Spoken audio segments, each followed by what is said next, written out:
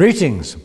We're looking at the Bible and we're turning to the book of Joshua, and it's chapter 14, verse 12, the words of an 85-year-old Hebrew man, Caleb. Words spoken to the Israelite leader Joshua at a time of decision-making for Israel. Joshua 14, verse 12, give me this mountain. I must start on the question of what it is that can put new momentum into somebody's life when everything has gone stationary, when you've got to the end of the line. And in his autobiography, I'm thinking of John McEnroe, the tennis player from America years ago, when he just lost disastrously in the Australian Masters tournament. And sitting by the side of the Pacific Ocean with a fellow American tennis player, Tony Graham, gazing at the setting sun, John McEnroe said, it seems that disastrous defeat in Australia is a kind of sign to me to tell me to stop playing. And Tony Graham chipped in and said, well, maybe you can be given another sign to get into training again. Well, just at that moment, a wave from the Pacific rolled all the way up the beach and deposited at their feet a tennis ball. And the two men stared at each other. Man, there's your sign, said Tony Graham. And you know what? John McEnroe got into training again. Well, that's just a human little story. Listen, come back 33 centuries ago to this man Caleb. Now, his active days had been 45 years earlier, when he'd been one of a number of Israelite spies sent to spy out the land of Canaan and to do a feasibility study on its takeover by Israel. And at that time, his positive assessment had been, go forward, let's go forward. But his report had been sidelined. And at that time, the only person who had lined up with him in that report was Joshua. Not that Caleb had any kind of official position in Israel at that time. He was just a member of the tribe of Judah. You could say that for us today, Caleb would be an ordinary believer. Now, as a man of 85, active life was technically over as far as he was concerned.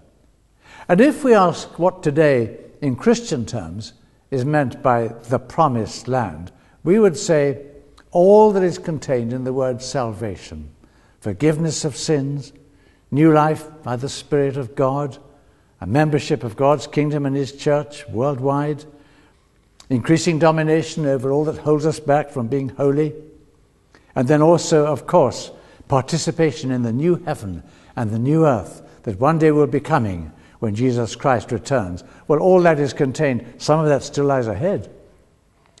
Well, here were those Israelites under Joshua, still entering into the benefits of their salvation, God's rescue of them from oppression in Egypt under Moses' leadership way back. Then they'd spent years in the wilderness as they headed towards their promised land. There'd been many battles. There was still much that lay ahead of them. Moses was dead, and now there was a pause in the proceedings as the new leader, Joshua, began to try and parcel out among the tribes of Israel the land that they'd so far occupied. This was the moment for an inspired comeback by the almost forgotten 85-year-old man, Caleb. Enter Caleb of the tribe of Judah once again. Now, he's wanting something out of his leader, Joshua. He's looking at the tough, mountainous terrain of Hebron, and he says, give me this mountain. Fascinating. What you say? At that time of life? What prompted Caleb to ask for that? Just when you'd think that he was ready to bow out of the scene. And he had no tennis ball rolling up the beach like John McEnroe did. No, but Caleb had something similar. It was a pledge made to him by Moses 45 years earlier, and that pledge kept rolling along in his mind over those 45 years throughout the time of the wilderness wanderings, and then now into Canaan itself. And Caleb refers to it now as he reminds Joshua of their joint minority report as spies those years ago, and of Moses' determination way back to reward them for their bold recommendations at that time. Actually, when we look up the words of Caleb's recommendation in the original report, that's in the book of Numbers, chapter 14, verse 9, King James Version. This is how he put it then. Only rebel ye not against the Lord, neither fear ye the people of the land, for they are bread for us. Their defense is departed from them, and the Lord is with us. Fear them not. I like that. They'll be bread for us. No contest.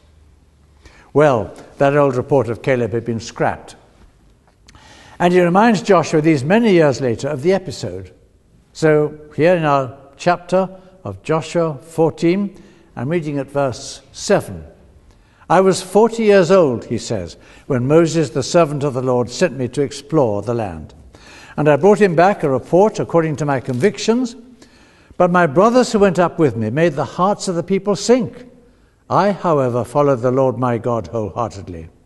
So on that day Moses swore to me, the land on which your feet have walked, that's when he spied out the land, will be your inheritance, and that of your children forever, because you have followed the Lord my God wholeheartedly. So, verse 10, here I am today, 85 years old. I am still as strong today as the day Moses sent me out. I am just as vigorous to go out to battle now as I was then. Verse 12, now therefore give me this mountain. And verse 13 tells us, and Joshua blessed him and gave to Caleb Hebron for an inheritance. So Caleb was saying, Joshua, remember that day? Those years ago, you and I were the only ones who made that positive recommendation for an immediate advance towards the land of promise, and we were turned down by our pessimistic colleagues, remember? Then all those heavy years followed, wandering about in the wilderness. Moses knew that we were right, and Joshua, you were there when he made me that promise. So it's kept rolling along in my mind until now. You're sharing out the land among us all? Give me this mountain. That old promise was what energized Caleb on his comeback trail. And when we look up Deuteronomy chapter 1, verse 35 and 36, we observe that the promise to Caleb had originally been actually God's promise. I quote, I will give him and his descendants the land he set his feet on, because he followed the Lord wholeheartedly. That's God speaking. So Caleb staked a claim to the roughest and most inhospitable piece of terrain available. Hebron is what he put in for.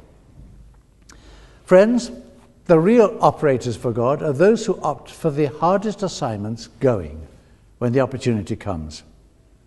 Just contrast Caleb's mindset with that of the tribes of Ephraim and Manasseh that I read here. They were the two tribes that originated with Joseph.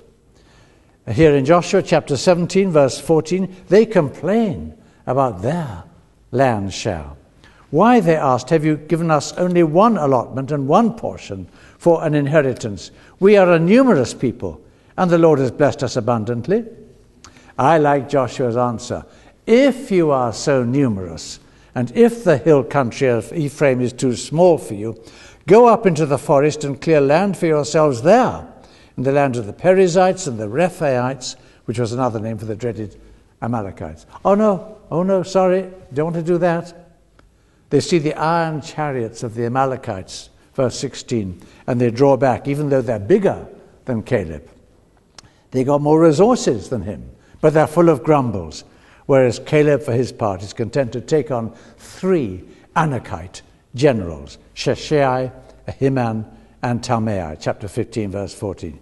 He will take on Hebron. Friends, that's the difference between the frontliner and the backliner. You go to the front line while Joshua is fighting those battles, and you say, how are things going here? Oh, not too bad. We've lost a quarter of our men in the last hour, but if you can set up a few more bows and arrows, some more resources, we can hold this hill. We'll cope. Then you go to the back line. How are things going there? Oh, it's awful. Oh, we're having a terrible time. The food's dreadful. And my tent leaks. That's the difference. And you can find that in church circles today as well. Who are the frontliners? The Calebs of today. Well, I think of a Christian leader who at a time of very severe testing in his own country, when there was conflict going on, decided that he would build a church in the capital city. And he built it, he got it built. And I said to him later, isn't that a very bad time to start a new initiative at a time of deep conflict? Oh no, he said, it's the best time of all. Frontliner. I'll take Hebron. Give me this mountain. See, nothing can get in the way of such people. Caleb wholeheartedly followed the Lord. In the Hebrew text, the word wholehearted stands for a ship under full sail. Today the temptation is to undertake service of God and others in our own strength. That was the problem of the tribes of Ephraim and Manasseh, to do it some other way, an easier way. We today, in fact, can reach the point when we are relying on, in our church work, on money, publicity, big personalities maybe, oratory, good connections, and we think that the power lies there. It never did. God says the spirit of Caleb is the spirit that I can use and bless. The man or woman who of whatever age is spiritually young, reaching out always for the next adventure, who says in prayer, give me this mountain. D.L. Moody of Chicago was a man, 150 years ago, and he was given a Sunday school. Give me this Sunday school, was his prayer. And God blessed him in the work, and it grew. His next prayer was, give me the city of Chicago. And before long, all Chicago seemed to be at his feet as his preaching began to take on tremendous momentum. Next, it was, give me the world. And his work became mountainous. Why, the hymn book that he and his musical colleague Ira D. Sankey produced, Sacred Songs and Solos, sold 85 million copies around the world. My own grandpa, Tommy Bewes, aged 14, this is 126 years ago or so, made his own decision for Jesus Christ in England when Moody visited there. Instead of Moody, he put one hand on Britain, the other hand on America, and lifted both those countries that much closer to God. Caleb now, he's 85 years old. Physically, he's not quite what he was, but he's a sticker. And in consequence, he's a force. A predecessor of mine, the rector formerly at All Souls Church in Langham Place, London, Michael Bourne was his name, when he was undertaking a massive building extension at the church, he said that there were 3 stages in any particular operation. First stage, number 1, impossible. Second stage, difficult. Third stage, done. And that is how we looked at it. Give me this mountain. Could that be our prayer this very day? Somebody sharing in this little exposition who says, give me that Sunday school to lead. I'll do it for you. Give me that position in my workplace. I'll make it work for you. Give me those neighbors in my street. I covet them for you. Give me that one person I've been praying for. Give me the members of my family. Give me that church to look after for you. And those of us who preach and teach in the villages and cities of this world, why we may find ourselves praying, give me Tunbridge in Kent. Give me Aberdeen in Scotland. Give us Nairobi, Buenos Aires, Manhattan, Sydney. And when we reach up in prayer like this, it may be that something of the spirit of Caleb of old will come rolling up to us like a tennis ball, and we'll hear a faint whisper in our ear, don't worry, there'll be bread for you. It'll be all right. God bless you today.